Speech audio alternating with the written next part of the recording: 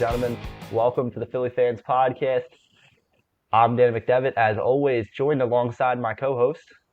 This is Ethan Whitney, and Dan, I'm really excited to get this started with you. We've got a lot on the schedule from the City Connect jerseys, which we're putting in action on Friday. Spencer Turnbull's fantastic start for the Phillies. Spencer Strider's UCL surgery, putting him out for the season, and much, much more. Dan, I'm really excited to get it going with you. A lot's going on. A very controversial jersey as the new City Connect Definitely. were released. It's a blue gradient, some interesting letters, I'm not going to lie. I like the yellow and blue combination, but there's a lot to be questioned. They got the outside of it, the collar, to represent blue collar.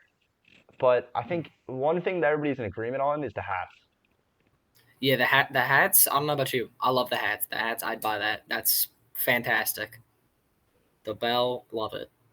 Yeah, so it's for the audio listeners, it's a nice little bell with the Philadelphia skyline and the two stars that were originally, I think, just had a different meaning. But when I first saw it, I thought it represented the two championships, It could. ni- I'm not quite sure on the meaning of that. It just looks cool to 1980, me. 2008. Yeah. But so my personal thoughts about the jersey, I love them. I think they fit the city pretty well. The Fanatic jersey could have been done better, but Yeah. in 3 years they change out the jerseys and get a new one.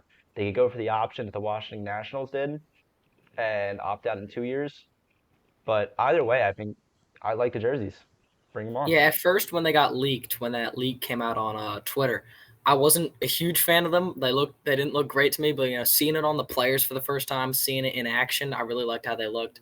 And it's not like we're gonna be seeing them too much. It's I think 12 times this season. That was one on Friday, so I They're like them. 0 I and really 1 in like the jerseys, so I mean, is it time to just burn them? them. Yeah, after maybe they're a curse after how they played against the Pirates that day. That was an ugly game. It was. But how do you feel about the logo on the sleeves? A lot of people were saying it looked like the Brewers logo. It says love on the side. Yeah, I mean, I don't know. It's for me. I'm like when you're watching the game, really, because you're only really seeing the front and the back. I don't think it's. I think it's a little bit like excuse me, of an overreaction when you're trying to break it down like that. I don't love it, but there's worse out there. Like with the City Connects, I feel like I was nervous when they announced it, just because there's a lot that could go wrong with it, and I feel like we ended up pretty well. I like them. Yeah, no, I agree. The only issue I take of it is the lettering. The The lettering, lettering you is see awful. Trey Turner's Trey, number 7. Trey Yeah, Turner's number is exactly what I was going to mention. It just looks like a question mark. yeah. All those photoshops on Twitter of like trying to guess his number. Yeah, and I don't know. I feel like what's name? I feel like the thing, like I like the jerseys. Don't get me wrong. I'm not going to hate on them, but like I don't see anyone who represents the Philadelphia flag. Like I get I it. think it's just the colors, but that's really it. I don't know. I feel like they could have gone with any other color scheme. Like not that I Yeah, hate it, but there was so much to be done with it, and they failed to do so. yeah. Even with the colors, like it just is just going off rip. I don't have the flag of Philadelphia memorized. The colors that they use on the jerseys, if I'm not wrong, is a much darker blue than the actual blue on the city flag is. Like Yeah, it's like the yellow and blue are both much darker colors than what is yeah, used on the flag, which is just kind of surprising. I mean, if you're gonna do it right. yeah. But then Did you see again, do you see the poll that they put on Twitter for what was going to be in the center field on I the did, and I was not a fan of the Philly. I would have rather had it was yeah, it was for those who rigged. don't yeah, for those who don't know, it was either between Love or between Philly. It should have been Love. I think Love won in the poll. Um, First, they don't give us our Fnatic jerseys, then yeah, they take that away from us. I'm nitpicking, but still. Yeah, the only thing I dislike is the numbers. Did you see Bryson Stott's cleats heading I into the City did. Connect game? He never disappoint with those cleats. They're amazing. Yeah, our cleats. Good representation of the city. Put on a Definitely. bunch of different lines representing the Yep. city on it. I love them. He like I just said, he never disappoints with his cleats. Same thing with like Bryce Harper and his cleats and stuff like that. It's just phenomenal. I love it. And Fnatic got a great bond. Yeah. But I think it's about time we turn to the next part of our podcast. Christopher Sanchez. And Definitely. I see you put his changeup is really good. Are you a Christopher Sanchez fan to say? Definitely. I wrote that like during the game. I was like, all right, what should I put on for the first episode? I'm like, Christopher Sanchez, his changeup is really good. I think he got like 3 or 4 strikeouts against that, and then like he walked home a couple runs, and I was like, all right, maybe we shouldn't talk about this, but he ended up rebounding pretty nicely. Yeah, no, But his change, it surprised me because I'm on the opposite side of the spectrum. I think Taijuan Walker should take his job when it comes to his return. that's going to be complicated because Taiwan Walker, whenever he comes back, it's tough because I think Spencer Turnbull's definitely earned himself a spot in the rotation. So I think it's more so between, like you just Yeah, said, Sanchez and Walker. yeah, 100%. Because you have Spencer Turnbull, who has gone out, I believe, 3 games this season. He's kept his Yeah. ERA. I want to say, yeah, he's kept his ERA at 1.80, one of his career bests Yep. already in the season. And then you have on the opposite side of the spectrum, Christopher Sanchez, who's taken 3 losses and he has an ERA of 3.52. So I don't know. I I've just see liked Taijuan Walker taking Sanchez. the spot. Even for Turnbull, though, his ERA is kind of inflated because it was the game against the Pirates where he just struggles the Castellanos walk-off game. If he doesn't have that, like, kind of outlier game there, it's a much lower ERA. Yeah, 100%. And for the time I've seen Christopher Sanchez on the start as a starter role, he's just not impressed me in any way, shape, or form. There's never been Yeah. like a moment where I was like, oh, Christopher Sanchez is a guy who deserves a spot. I think he And definitely could end up seeing himself on the move come August. I think he could definitely find himself on a different team. yeah, 100%. I think he could be added to some kind of trade. Um, but it's really just going to come down to whoever Topper chooses to take his job. Topper has confidence in Christopher Sanchez, and he's the veteran in Philadelphia. I mean, because Spencer Turnbull just got here. I mean, Yeah. does he deserve a spot on this team coming here in free agency? I think one of the things is Taiwan Walker. I think, excuse me, one of those two, in my opinion, is not going to be a Philly by the end of this season. And I think Taiwan Walker, one of the question marks you have around him is he's owed a lot of money. So, like, I think even if Christopher Sanchez is performing at a similar level to Taiwan Walker could see himself on the move just because he's getting paid a lot of money to be at the same level as if that were to happen as Christopher Sanchez. Yeah, no, 100%. And I mean, you also have sorry, what am I saying here? Completely lost my train of thought. What were you saying, Ethan? Talking about Taiwan Walker's contract. Oh yeah, Taiwan Walker has an expensive contract. That's definitely gonna be a problem when it comes to who gets the starting spot. But then again, you're bringing Spencer Turnbull, and he definitely had the thought, unless they told him otherwise during his contract signing, that he was going to be a major league player. So Yeah, that's going to be an uncomfortable conversation to have with him. I'm pulling up the specifics for Taiwan Walker's contract. 4 years, $72 million. I think he has 2 years of that left. So if I'm right, it's 2 years, $36 million that he's owed in the next two seasons. That sounds correct. Yeah, It I is, believe yeah. so. He's a UFA in 2027, according to Spot Track. And you have what's name coming in soon, Orion Kerkering, to add more He depth to pitched that his bullpen. first game today. I think he did.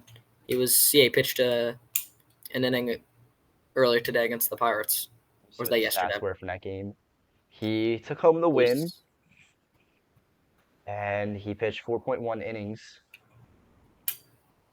who are we talking and about? 10 strikeouts. I mean, he's dealing in the minors. Didn't Kirkland make his first appearance? Was it today or yesterday? That's the stats I was mentioning. Oh, okay. I got you. I'll say Yeah, he did not. so Yeah, he pulled up 10 strikeouts in 4.1 innings, which is insane definitely. to say the least. I mean, obviously, his trip in the minors wasn't like a is he ready for the majors? It was more of like has It was he a recovered from rehabilitation whatever process, that yeah. yeah from that freak. I don't know. I don't know if it's just me. He was out for like 15 days. I think his like designation was the flu or something like that. Like that was Yeah, so strange to me. I believe he got sick right before the season began, and it's kind of odd, the flu, yeah. I think that Yeah, it was had to be what bad. the press said.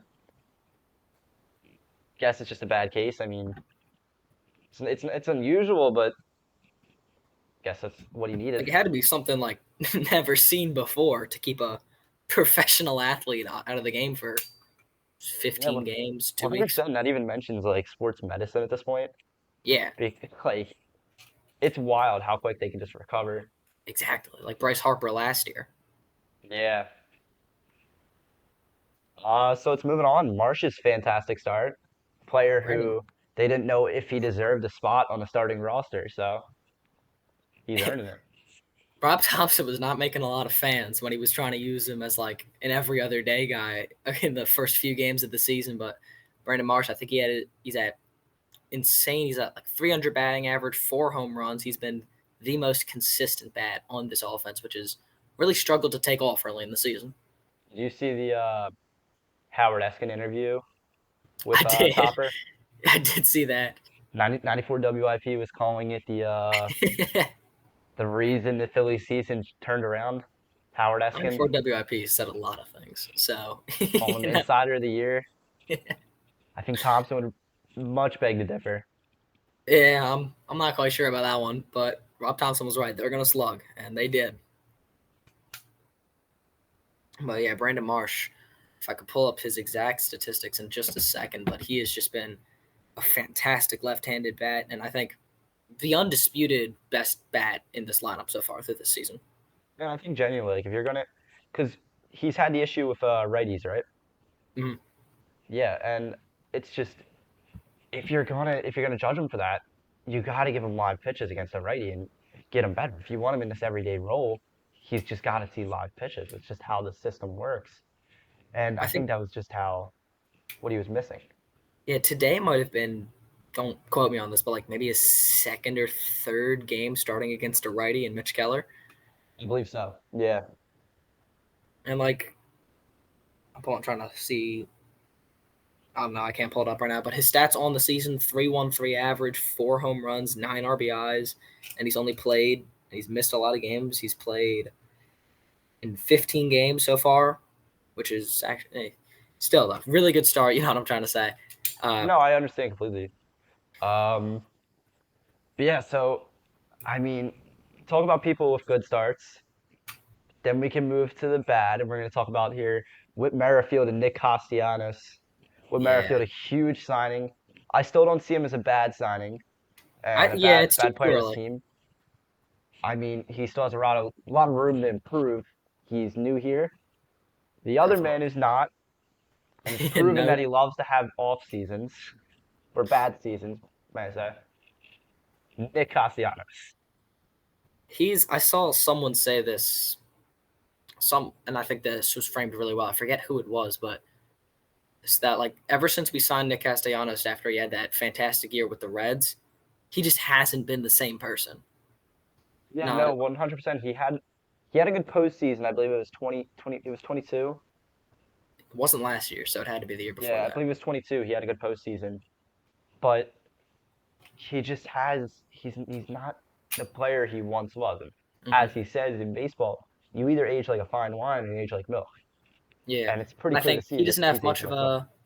Sorry to cut you off there. He doesn't have much of a place to stand on because he was one of those like many bats in the NLCS last year that just stopped, like just completely shut down. And like he was great in the NL, in the wild card in the NLDS, but he's not Bryce Harper. He's not irreplaceable, and he hasn't been. He's struggled immensely since like Game 5 of the NLCS last year.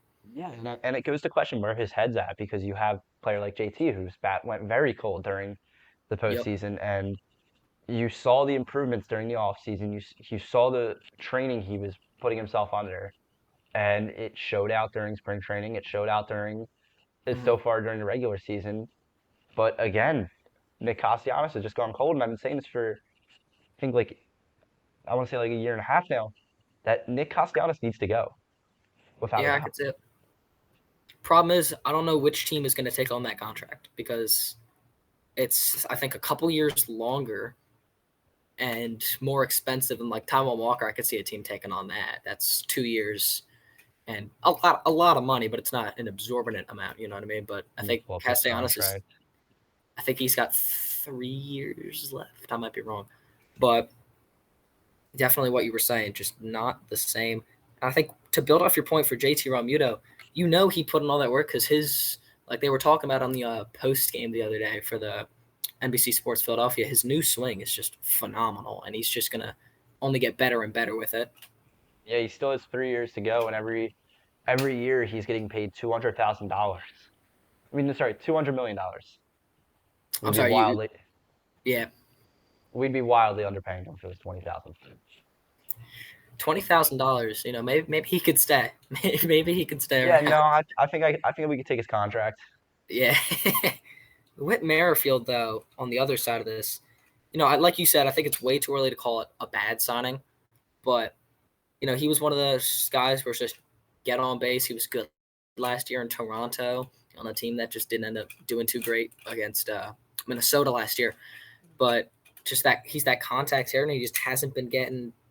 It's not like a thing. I don't know if he's maybe just off, like he's really close every at bat, maybe, but it just hasn't been exactly to plan. You know what I mean? Here's where I stand though with Whit Merrifield because I think I hold him to a lower standard because Mm, he's a guy that's going to be relieving a lot of our everyday players, and yeah, I think that's like defensively he hasn't been bad on the side of the ball. If in a situation, say we need to get a big hit out of him, I think that's where you can easily throw in a designated hitter like Johan Rojas and problem solved. I mean, you have people who can go in, and even if it's on their day off, you can still send them in to play maybe like 2 more innings of baseball. yeah, I think I hold Whit Merrifield to a higher like I mean or lower standard because I didn't when he signed here. Of course, he's a great player, but I knew his age was getting to him a little bit, definitely, yeah, and I just expected him to come in here, know that he was going to be a rotational player, he's moving around, and just perform at the best of his standards defensively. And maybe his season can turn around offensively, but so far I don't see him as a bad signing. I still see him as a very good signing in the offseason. yeah. And obviously, he obviously knows he's got to get that bat going. But to your point with the defensive, I think 16 games into the season, he's played second, left, and I think he might have played one other position. It's escaping me right now, but like he can play pretty much anywhere and give pretty much anyone their day off, like you said. I mean, he's great playing anywhere around the bases except for the mound and behind the plate, and all Yeah. that's kind of solved with depth. You got Garrett Stubbs behind the plate, and you got a Mm. whole rotation full of people, and people trying to get on that rotation. Yeah. But yeah, I mean, I don't see any issue with Merrifield signing at all. Yes, he has underperformed a lot, but like I said, he's doing what he can on defense and giving Yep. guys the break they need because that was one of the issues we saw last year. We had no depth in the roster, and once we had one or two injuries, it was over. You have Especially the early in the season last year. yeah, you have the option now for sorry for Whit Merrifield to come in and take those long-term substitutions, and it's really no issue to him because he has the experience of anywhere around the diamond, to be honest. Yeah. And he's just in the outfield, just like specifically, I'm thinking for Johan Rojas, just another one of those veteran leaders in the locker room that can just help him develop as a player, especially obviously the hot topic of discussion pretty much the entire ever since he got called up to help develop Johan Rojas's bat, which I think is improving slowly but surely. But Yeah. definitely just like you said, it's way too early to call him a bad signing because he's not expected to be the best player on this team. Obviously, like he's not expected to be putting up what he was when he was like hitting 300 for 160 games of the season. You know what I mean? But yeah, like I said, we were playing by a lot of injuries in the beginning of the season. It was just about how long we could survive until we make it to the playoffs. But Yeah, it's the other team that's kind of facing that right now is the Atlanta Braves. Spencer Strider yep. out for the season. Right-handed pitcher Spencer Strider not yesterday, whenever this article was written, underwent surgery to repair the ulnar collateral ligament in his right elbow with internal brace. Performed by so and so, he will miss the remainder of the 2024 season. The ace, the man who hates Citizens Bank Park. I mean, this is just for the Phillies. Obviously, this is. I said this before the season that unfortunately for the Phillies, just because the Braves are like the super team that they are, unfortunately, the only reason that we would be able to compete for the division is if the Braves fall off, which there isn't really a reason to think would happen, or injuries. This is that injury for the Phillies. Like he's got a case to be the best pitcher in the NL. He would have probably competed for another Cy Young this year, and now him being out for the season, which opens up a whole can of worms with the pitch clock and everything, which we'll get into. But this is where the Phillies need to jump on the possibly the entire NL East. Yeah, 100%. I mean, that's going to happen anytime you have a star player like an ace go out, like Spencer Strider is. He's obviously the ace for the Braves, no question about it. And now you have him going out in what, like the first few weeks of the season, and now you have to worry who's going to step into that role, who's going to take the fifth man spot, who's going to take Mhm. first spot. I mean, it's just going to be about stepping up and playing as a team. It's some Braves have to move along on, and the Phillies have to capitalize on. I mean, this is their golden ticket. This is their opportunity to take the NL East this year. Finally, Yeah, Braves, you've had it for too long, and definitely, like you said, though, the Braves rotation from this goes from like I think in just unarguably top 10 in baseball to just a good one. You know what I mean? And with it's a good rotation. It's still a good rotation, but with the Atlanta Braves, you gotta take anything you can get because they're in their golden era right now. yeah, 100%. And a lot of people are blaming this huge injury on the pitch clock, which I don't know. I disagree with a lot.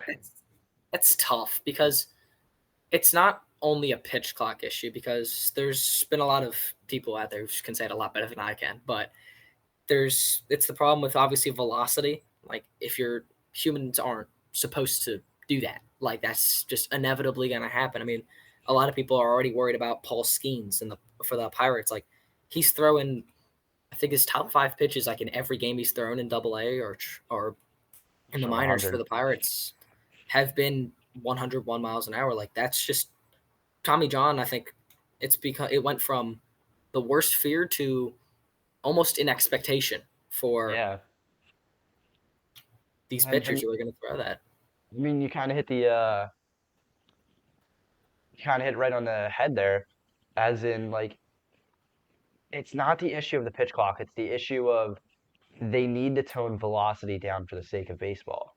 Mhm. I mean, everyone loves a good pitcher's duel, but like the MLB owners know for a fact that people are watching those games, people see people slug, and when you had hit rates going down like as they were for the seasons, they're gonna implement something like a pitch clock to make these games go faster Yep. because you're not selling seats, you're not getting people in the ballpark to watch a pitcher just ball out for 7 innings and leave and go to Tommy John surgery. I mean, Yeah. And I think it's there was an article written that I think the youngest Tommy John surgery, and this is a problem that obviously exceeds Major League Baseball. This runs into youth baseball. I think the youngest Tommy John surgery ever was done. I don't know if it's recently, but around within the last year, I'd say on like a 14-year-old. Like that's insane. yeah, no, speed is going up a lot. Like I called some high school baseball and just watching it go past you, it's like it's wild just to Yeah. see like someone that young throwing pushing 90. I mean But that's like you said, humans were not meant to throw that fast. So like yeah. it's an insane achievement, but at the same time, you gotta take health into account when you go up to that mountain. Like it's all about the form and stuff like that. And you have people like you can make the argument that Nolan Ryan, he had the correct form for it, and he didn't see much injury throughout his entire career. Yep. And that's why he's one of It, the best pitchers of all time. Like, of course, and I think like almost what I think of is almost like our warning sign in a sense for this was like Jacob DeGrom. Like when yeah, he's on, no one can. I think I forget what year it was. He had like a 1.78 ERA at the end of the season or something like that. But he throws unbelievably fast, and I think thank the God pitch that clock. man is out of the NL East. Yeah, that was rough. That was and obviously like the pitch clock in my opinion isn't doing anything particularly to help it, but to say it is the entire problem is just irresponsible to me. Yeah, and I think it's a necessary evil Yeah, in a word, as like you have to have it for the sake of baseball and entertainment wise of baseball. Like I could sit there and watch a 4 hour game of baseball and I'll be fine with it. But you have to think of the markets they're trying to hit. And when you have such slow games going on, it doesn't help. Like I mean, you can now have a baseball game like about like 3 hours and head back home, yeah, which is a little rough, but like I think in a sense it helps. yeah. Because like you said, the markets that they're appealing to, and even just the average fan, because the average fan of any baseball team is not a diehard fan, and they're not going to like everyone's got jobs, everyone's got lives to live, and it's just more people are going to watch it if it's less of a like time consumer. Like you said, it's a necessary evil. And it's just they're appealing not to the diehard fans, not to the fans they're going to make headlines for climbing up the poles in the streets of Philadelphia, It's but every fan. to but to the average fan out there. And there's obviously in any sport, except for maybe soccer because they're insane. There's going to be more, Ultras are crazy. yeah, there's going to be more average fans than there are diehard fans. 100%. I mean, like, have you seen they're trying to even get it lower for the pitch clock. Really? I think they're trying to get it even lower than it is right now. That'd be Like pushing it the to me. owner, I think it might be the owners that are pushing it, but the unions just like they want it higher. So I mean, it's this whole predicament, and maybe you're at the perfect number for the pitch clock currently. I mean, I enjoy it. Umpires enjoy it. They get the little taste of Yeah. leadership. Speaking of that, did you see the Aaron Hernandez? Not wait, whoa. Whoa. Angel Hernandez. A little bit of a slip up there. Angel Hernandez. In Toronto, I think that's where it was. I believe so. Yeah, he called three balls that were way outside as strikes. Yep. And I think the umpire auditor, I don't know if you know what that is. I think they said it was the largest miss in their history of recording umpire misses. Is And that then he the Twitter also, account? yeah, it is. I think I knew really good. I love him. And Yeah. then he also missed that. I think it was Glaber Torres at the plate. I forget where this was. This might have also been Toronto, but he missed that like very obvious balk by the pitcher where he doesn't even like engage with the batter, which is like obviously a weird rule, but it was very obvious. And Glaber steps off the plate and he calls strike three, and it's just like, what's going on? Like, Yeah, I saw that. I think it was John Kruk and Tom McCarthy talking about it. That they were saying yeah, like the umpires wanted to be like you have to make eye contact with the the batter before you like initiate the pitch. yeah, and like I'm not. I think that's very opinionated in a sense, but like Glaber was just doing what he's been told to do. Like he didn't see eye contact, and I think you could say there wasn't, and he's just doing what he's told to do. So I don't think he's, if you like it or not, he's just doing what has been, mandated in a sense by the MLB. I don't know. I don't like. I hate how the MLB has like all these like rules ish kind of rules, and like then you get into the world of like unspoken rules with Yeah, the MLB with you can't swing on a 0-3 count. I mean 3-0 count. an 0-3 You count. cannot swing on an 0-3 count. I can promise you that. But yeah, on a 3-0 count, you can't swing. You got to let the pitcher hit the strike zone. Like no. Mhm. If there's any situation where you're in a 3-0 count, I don't care who you are, you should be swinging. Mhm. And I think this is from a while back, like a couple years ago back, but even like that unwritten rule thing where they tried to like, everyone was, and this is before Fernando Tatis did steroids. They were trying to hate on him because he like blasted a grand slam when his team was already up 7. It was like, it's the unwritten rules. It's like, he's Yeah, getting a grand I remember slam. that. Like, there's like I get it. There's a fine line between like respect to the game. Like Madison Bumgarner was always one of those pitchers where it's like he hated if anyone did like a bat flip or something. Like I get it. Like there's a fine line between like respecting the game and that, but like there's some of these things. It's just like you're just being trivial. You know what I mean? Yeah, the whole thing comes down to let the kids play, you know. Yeah. But moving on, Harper sneaks into his old uniform. The This is terrible, so funny. terrible new uniforms that are in the MLB. Apparently, Harper showed up, must have pulled out of his closet the wrong jersey that day, and He definitely went did to it the on stadium purpose. with it. Oh, he did that on purpose. And to be honest, you don't know. We don't know. We don't know what the reason was. I don't know if there was any statement that came out of it. But if I'm a player and I'm having these same issues, but like I believe it was Detroit player. I don't know who it was, but his Yeah. pants just tore completely on a slide. They tore I think it might completely have been open. Javier Baez. I believe it might have been, yeah. Yeah. And if I'm a player like that, that's just unsafe. Yeah. And it's such a simple fix, but they refuse to do it. And like, yeah, there's whole like Twitter accounts dedicated to hating on Fanatics. Like it's that bad. And for Harper, like I think it's undisputable. Like there was that one picture that went around with him on second base. It's like it was pretty obvious that the lettering was about 3 times as big as the picture. Yeah, I saw the picture. I saw that picture and I was like, like something's up with that. But I mean, I can't blame him one bit. Like Not at all. And there's there's no way I'd be risking injury just to wear a uniform. And I it's think not like the team. It's not. Sorry, go ahead. I'm sorry. I said I think a couple times in it might have been spring training or just team practices. Teams just didn't wear the new uniforms and they just took out the old ones and just said, "All right, we're going to use these." Yeah, and it's not like the teams can like say that to the MLB when they go out there. They can't just be like, oh, we're gonna wear these uniforms today. Sorry, not sorry, Fanatics. Like the issue with that is that Fanatics has the contract with the MLB, and if they don't wear those uniforms, they're getting fined. Like that's Yep. just how it is. Did you But hear? what's up? Did you hear what's happening with the Mariners City Connect uniforms?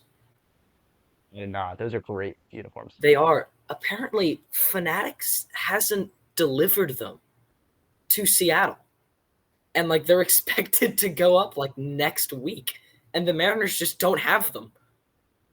This Nice. could be completely like I didn't do any fact checking on this, but from what I've like been seeing just scrolling around and it seemed somewhat reliable, but like I said, I didn't do any fact checking or anything on that. But they didn't have their uniforms. And that's just like there's a quality issue and then there's just not having your uniforms. It just goes down to the reliability of Fanatics, and if you want to talk reliability, those jerseys are not reliable in any way, shape, or form. Like I mean, and it's just like the issue of the fabric is awful. Like the Yep. fabric is see-through at this point. Like There's it's pictures of uncomfortable. Otani. There is pictures. We're not going to comment on them, but those jerseys are not good. No, I think there was a picture that came out, I think a week ago of a fan. They posted this to Twitter where it's like, and with the caption like, "I shouldn't be able to see through the uniforms from Section 17" or something like that. That's And great. you could like in the picture even it was clear as day. The uniforms are breathable. I'll give Fanatics that. They're good for hot days. I I don't know if that's a good thing. don't know, And because like I remember hearing something about a player like enjoying the new uniforms, and it I was think it just was because like Trout. yeah, it might have been Trout because they said like the wool, they hated the wool because of how heavy it was. But I don't know. I think I'd take the wool over whatever that was, whatever the Fanatics use, silk, any day of the week. Like yeah, whatever that is. That's why I know this isn't baseball, but it's like there's a huge fear among NHL fans for when I think it's next year their contract begins with the NHL for their uniforms. It's just I don't know. Like obviously, there's got to be a reason, and I think the reason that why Fanatics gets all these deals is because their online transportation of uniforms, in terms of like Yeah, speed, is unmatched. Probably not with the Mariners. Yeah, apparently not. But apparently, like their website, like I think there was a statistic that came out like before, obviously, like way back in the '90s, they would only make uniforms for like the best players on each team just because it was too expensive. Now, Fanatics can make, granted, quality is an issue, but they can make a uniform for a player who gets traded and have ready to be delivered tomorrow. The patch just might be upside down, and I think MLB is just, I guess, willing to take that massive revenue increase over the quality of Quantity over the. quality. Yep. Yeah, and I mean, like, that is pretty cool. I'm not gonna lie, because usually if you wanted to get like a specific player, you'd have to go to the team store or something like that. You'd have to drive down to Citizens Bank Park and get that jersey if like a new player's coming to town, because Fanatics would only sell like 3 jerseys. Like I remember back in 2021 when I tried to get a jersey, I was trying to get like I was trying to get, I want to say, who was it? I want to say Stubbs at the time. I wanted to get a Stubbs jersey, Hmm. Chief of Vibes, Yep. And the issue was is that they only had Harper and Hoskins. Had to settle Yeah, with that's Harper. just, and just 2 years later, that seems just foreign. Or not Yeah, 2 years later, it's 3 years later, excuse me. yeah. Time can change a lot of things, and I mean, now you can go on there and just get any jersey you want. So I guess it comes with its benefits, but I'd rather take player safety and like better looking jerseys to make this look like it is the MLB. Yeah. And honestly, like the I'd take that the players wear a different jersey than the ones I wear. Like Yeah, maybe definitely. That's something I was thinking about. you Yeah. can make the replica jerseys is like maybe like $200 if you want like a real authentic MLB grade jersey. If not, just $100 for a normal jersey. I'm trying to pull up the video. It's a really interesting video. I forget who made it on YouTube, but it's this really interesting video about how like Jeremy Lin essentially is like one of the reasons why Fanatics has all these deals now, because apparently when like he was going on his Lin Sanity run, they couldn't produce enough Jeremy Lin jerseys fast enough. And by the time they had them all produced, he had already like signed his deal with the Rockets or something, and they just ended up losing hundreds of millions of dollars. And then I think it was Adidas at the time when their contract ran out with the NBA, they didn't even make an offer to renew it. It was a really interesting video. Wow. I'll have to check that out. Maybe send it to me sometime. Yeah, But I'll send it to you if I find it. our last piece of the podcast is some you wrote down Harper's stats since Cincinnati. Or without Cincinnati. Yes, without Cincinnati. Obviously, he had his fantastic three home run game, excuse me, against the Reds. But if you take that out, he has a 148 average with no home runs and one RBI. And, obviously it's early in the season, and a guy like Bryce Harper gets that benefit of the doubt for obvious reasons. But, that's just not something you want to see out of the face of your franchise. And I'm sure he'll pick it up eventually. It's just early in the season, 8-8, especially with such an easy schedule that they have now. I think their next 6 games are the Rockies and the White Sox. Like that could very well be 6 wins, but it's not gonna be easy getting 6 wins when one guy you put a lot of trust in to produce for this offense is performing like that. Yeah, I mean, I feel like Harper's always had this thing about him where he's just so cold in the beginning of the season, and it's just like a train. Starts out Mhm. slow and picks up speed, and soon we're cruising. So I mean, like, I feel like everybody always wants to make these like rumors about Harper, like, oh, he's fallen off. Oh, this isn't his year. He's terrible Mhm. now, and then he'll just snap right into it, like, come Definitely. 2 months from now, which I hope is not the case. I'd like him to get sped up and doing his Mhm. thing now, but like the player at the caliber Harper plays at, I'd give him all the time in the world to be ready. Yeah, and like obviously, I'm not trying to say that I'm like worried about Bryce Harper. Like, there's nothing to like think to make me think that he's not going to be, like you said, that train that's just going to get picked up and going. Like, think last year when he came back from his injury, obviously there was a more obvious reason there, but he was not great during the beginning of his regular season. Picked it up, and then in the playoffs, with the exception of Game 6 and 7 in the NLCS, was that guy. I mean, think of the Brave series with again, just Harper watches a fly. Like he was that guy again. And like you said, I'd expect him to be that guy again. Like you said, just give him all the time that he needs. I'm not worried. Yeah, I mean, like I said, there's a lot you can speculate about Harper. You can always pull up his stats, but I have no doubt he is the guy for Philadelphia, and Yep. that is never going to change. I mean, like we said, we could say it over and over again. I'd give Harper all the time in the world because I know he's going to show up. He's consistent and he'll do his thing. And if he has an average regular season and he is Bryce Harper in the playoffs, that's a good year. Like he doesn't have to be Bryce Harper in the playoffs for 162 games. He has to be Bryce Harper in the playoffs for 20 games. And it's those 20 games like the Phillies over the last 2 years have proven that it it's just about getting hot at the right time. Yeah, and I mean, you could say it's going to be an easier job to win the NL East, which I definitely don't agree with. I don't think it's going to be an easier job. There's still great players here in the NL East, but Mm-hmm. you could say that, well, you could say that even if we don't win the NL East, you're still going to have Bryce Harper in the playoffs, and we're always going to have a shot as long as we make it into the playoffs. We've proven that time and time again. I mean, we've fallen short in the World Series and we've fallen short in the Yep. NLCS, but there's always a shot with the Phillies as long as you get in the playoffs. And if you have Bryce Harper in the playoffs and bats that aren't cold in the NLCS Game 5, then you're chilling. Yeah, and to build off your point a little bit, differing away just a little bit from Bryce Harper from the NL East, I just want to put this out there. When I said it was going to be easier with Spencer Strider being out for the season, like you said, it's not going to be easy because you have the Atlanta Braves, who are still a phenomenal team. Their offense is still, I think, second to only the Dodgers, maybe you could argue. Ozuna, Ozuna. Yep, Ozuna. um, you got, Did you I see mean, the even did you see the Brandon Marsh quote when he was asked about the flashiness of his uniform? He goes, "Man, I just hope I can play like Acuna."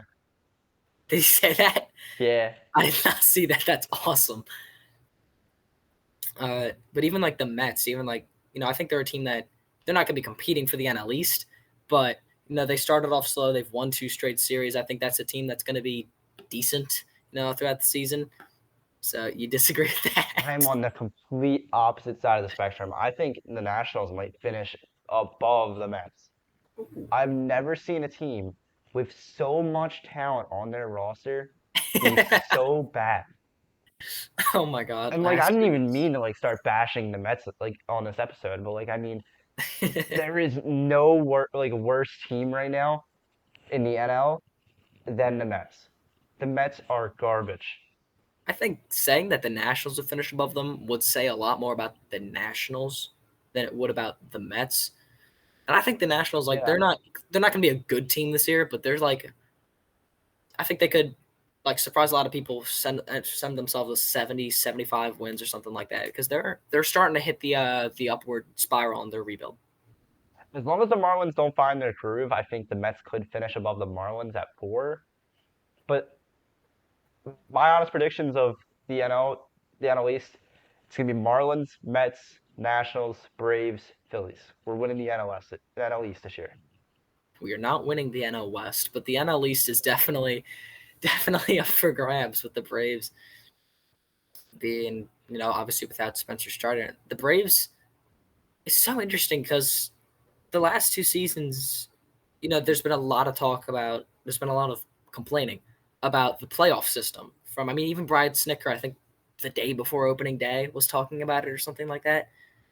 And it's very interesting because you mentioned the Mets with all the talent on their roster and not performing. For the Braves, it's like all the talent on their roster, they are performing, and then like Ranger Suarez shuts them down. Like I love Ranger Suarez. I did not expect Ranger Suarez to dominate the Atlanta Braves, who were one of the best ranked offenses of all time last year. Yeah, I mean, it just comes to that like spirit of the team, and I mean that's what makes baseball so interesting is you can have a team that's absolute garbage, but like as long as they have the power of friendship, they're winning. That's why I think the Pirates are going to beat the Dodgers in the NLDS this year. I wish. I wish the Dodgers are. The only thing that I think is stopping the Dodgers is injuries, and that's what they ran into last year. I know that's really off topic, but uh, the Dodgers. Speaking of off topic, Shohei, but we're not going to get into that. Did I think that you does see it the? for us. Sorry, what? Go ahead, go ahead. Do you see the Angels announcer just randomly in the middle of a game going off about just everything in the MLB right now? Yeah, He was brought up with that's how Noah you get a Schmuel. strict warning from your supervisor, or if he's lucky, if not, he's just getting fired. But I can assure you, the MLB did not appreciate that. Was unless he was on a network, which I think he was on still the Valley net Sports. yeah, it might have been on Bally. Um, then I don't know. I mean, the network would probably be very angry because they might lose their media rights to the team. But yeah, no, you definitely don't want to say that. I mean, there's a time and a place to hop on a podcast, but like, I don't think it's when you're on a live broadcast commentating about the team. Yeah, and he's right. Like everything he said in there, like Yeah, everything he said was completely correct. yeah, we. And it's I'm thinking even last year. Obviously, this was an Orioles thing and not an MLB thing, but I forget the name of the broadcaster. He brings up like a statistic about the Orioles playing in Tropicana Field. I forget the Yeah, name. they brought up he brought up that they've never won in Tropicana Field or something like that. It was a statistic that wasn't really that bad about the Orioles, and I they think the fired him the next day. I think the overarching claim of that statistic was like they were 115 or something like that in previous seasons at Tropicana Field, and then like they'd won. It was something about like improving at Tropicana Field that season. Like it was a It was like the weirdest positive thing to thing. fire someone over. Yeah, and then And apparently like a lot came out about like how they're not allowed to mention why Manny Machado's not on the team or something like that. Just wild. yeah, I mean, it's a weird thing about that. Like, I don't know, you never really know what's going on behind the scenes of like an organization. They can have their own rules. Like that's what I mean. Like if he was on a network, or I believe he was the radio announcer, so he's like he might be directly employed with the team. So it all Yeah, comes down to like who's in charge and what their rules are. So I think that does it for us. This episode we got a little off track, but a little I bit, enjoyed it. It was fun. definitely. Once again, you're listening to the Philly Fans Podcast. I'm Danny McDevitt. You can follow me on Twitter at DMCDEVITT25. And to my co-host. This is Ethan Winnie. You can find me on Twitter at Ethan_W6. Dan, this has been great, and looking forward to doing this in the future with you. You can check us out every Monday, bringing some Phillies content. And have a great night.